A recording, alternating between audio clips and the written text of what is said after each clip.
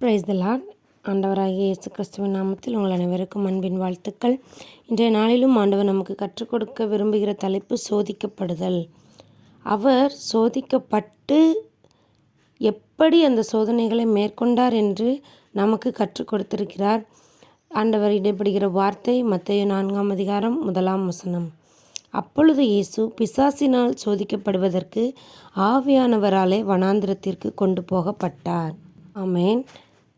ஆண்டவராகிய இயேசு கிறிஸ்து பிசாசினால் சோதிக்கப்படப் போகிறார் என்று தெரிந்து அந்த காரியத்தை செய்வதற்காகத்தான், அந்த சோதனை நடப்பதற்காகத்தான் ஆவியானவராலே வனாந்திரத்திற்கு கொண்டு போகப்பட்டார்.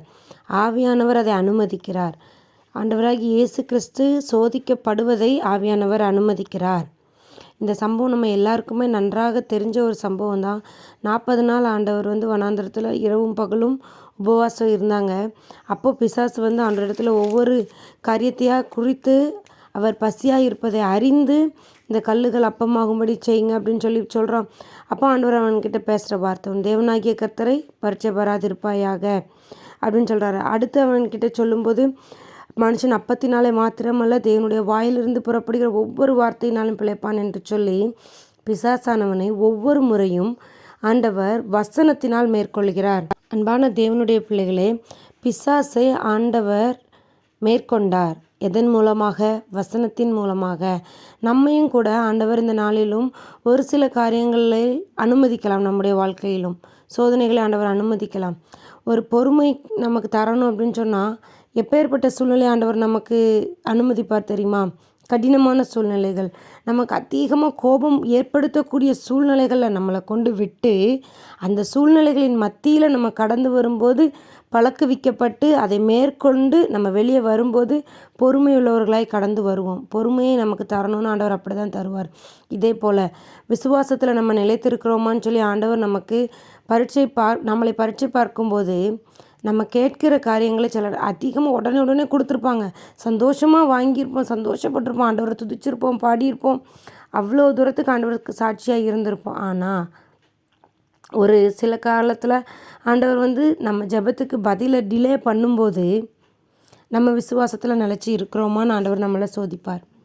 என் பிள்ளை கொடுக்கும்போது சந்தோஷப்பட்டா, நான் இப்போ கொஞ்ச நாள் தள்ளி வைக்கும்போது அதே விசுவாசத்தில் என் ஆண்டவர் எனக்கு தருவார்னு நிற்கிறாளா அப்படின்னு ஆண்டவர் நமக்கு ஒரு சோதனையை கொடுப்பார். நம்ம சோதனையை எப்படி சந்திக்கிறோம்?